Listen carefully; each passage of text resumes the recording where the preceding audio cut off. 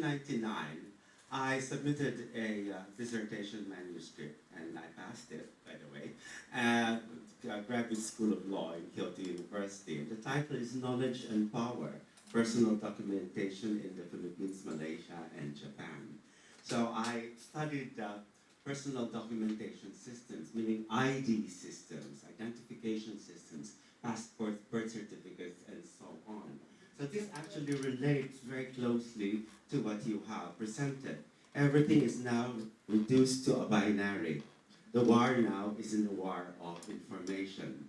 And at that time, I was already using Michel Foucault in trying to understand why power and knowledge are so converges in these technologies of power and these strategies of power. What you have actually presented is actually the blooming of this field of information and power. And we see here now that countries like the Philippines will have a lot of catching up to do. Because even as I speak right now, 25% of our population does not have birth certificates. Okay? So if you don't have birth certificates, what do you think about the ID system, the national ID system, which is supposed to give national government the power to plan for the future? Okay? Some people look at it as an intrusion into our private lives, but actually you can also look at it as the power to plan for the future. So this is really a double-edged sword. So we have 25% of our population without birth certificates, and in Mindanao, as high as 50%. No? As high as 50%. In Tawi-Tawi and Cebu, something like 60 to 70% do not have birth certificates. So about 3 years ago, I applied for a national ID. I have not received it yet. Okay? So that shows you the weakness of our government when it comes to information systems. So even in our own territorial domain, we don't have the power to mobilize information. And this is really about mobilizing information. We can talk about regimes of information. You've already talked about the US, Europe, and China. I think in Southeast Asia, only the Philippines is the only country without a functional national ID system. So that is just food for thought, because this is where the digital revolution comes in. But before the digital revolution actually comes in, you need to input all of those information. So we have a lot of catching up to do.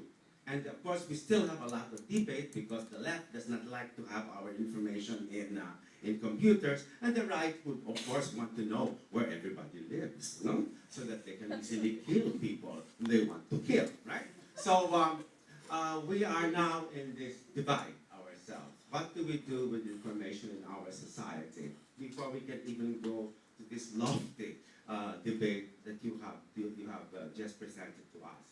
But it actually brings us to the point that, to the fact that information, knowledge is power, and power is knowledge. Now, what do you do with that?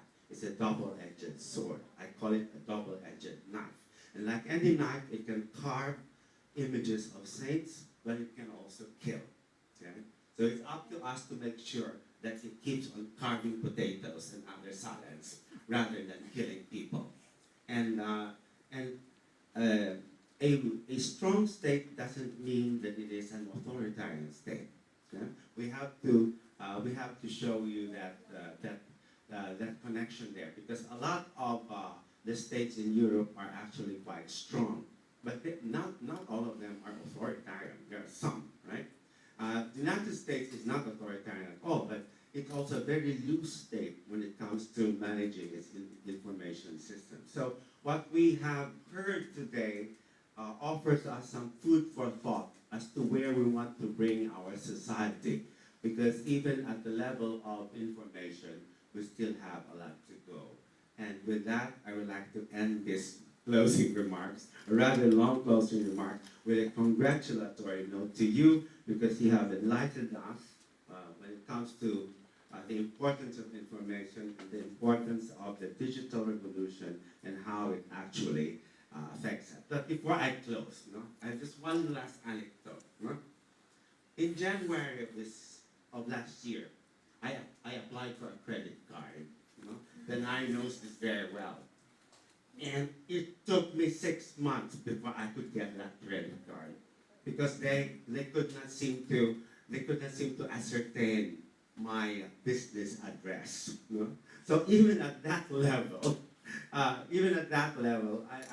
had my own problem with information in our society. So I hope that these small snippets of information and stories help you think about the importance of information, the importance of the digital revolution, and the importance of knowing who controls our information. Thank you very much. Maraming salamat po at mabuhay po tayo.